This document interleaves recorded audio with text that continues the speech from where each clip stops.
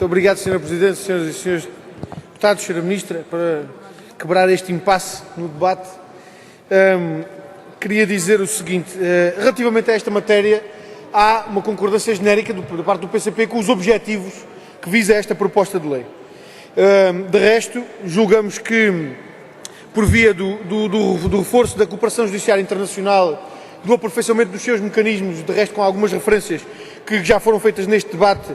ao espaço que há ainda para aperfeiçoar, para melhorar esses mecanismos de cooperação judiciária internacional, muitos destes problemas poderão ser certamente ultrapassados, dispensando os mecanismos que estão previstos nessa lei e, de resto, atrevia-me mesmo a dizer que a dispensa da utilização dos mecanismos que estão previstos nesta lei seria o melhor exemplo, seria a melhor realidade com que iríamos confrontados, porque isso significaria que, do ponto de vista da cooperação judiciária internacional, tudo funcionaria sem que tivéssemos que recorrer a outro tipo de soluções.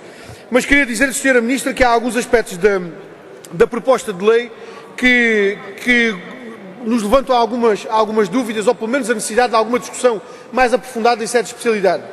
Percebemos que, do anteprojeto até à proposta de lei, o Governo fez algumas alterações, até introduzindo, inclusivamente, algumas das matérias que tinham sido sinalizadas nos pareceres que anteriormente tinham sido pedidos, e nomeadamente aqueles que foram apontados pela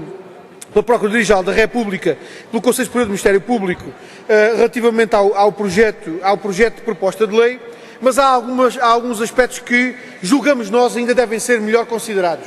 Nomeadamente, o aspecto que tem a ver com o consentimento,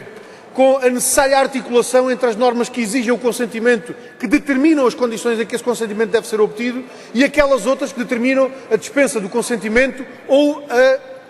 a consagração do mecanismo do consentimento tácito quando não há resposta por parte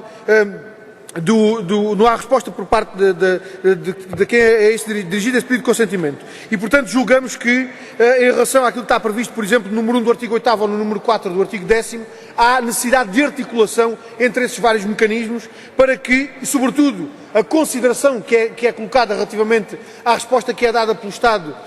a quem se dirige o pedido, possa ser compatibilizado com aquele pedido de consentimento e a resposta ou a falta de resposta do consentimento. Por outro lado, Sra. Ministra, há um aspecto que nos parece que deve ser, de facto, melhor ponderado, apesar desse alerta ter sido feito no parecer da Procuradoria-Geral da República e, aliás, do Conselho Superior do Ministério Público, e apesar de o Governo ter introduzido no texto da proposta de lei algumas preocupações que têm a ver com esta questão da medida de coação da detenção provisória, ou medidas que correspondam a uma limitação da liberdade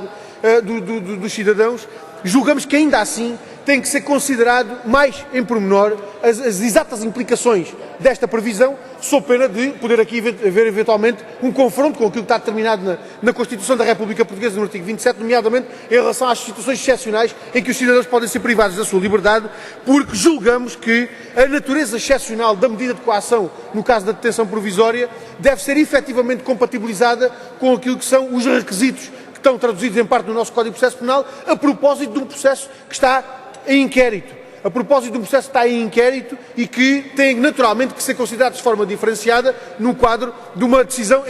do caso em que já há uma sentença que vai ser executada. E, portanto, julgamos que estes são aspectos, de resto, que são aspectos que não são tão pouco melindrosos quanto isso. Na especialidade, procuraremos que algumas destas dificuldades possam ser ultrapassadas para que os objetivos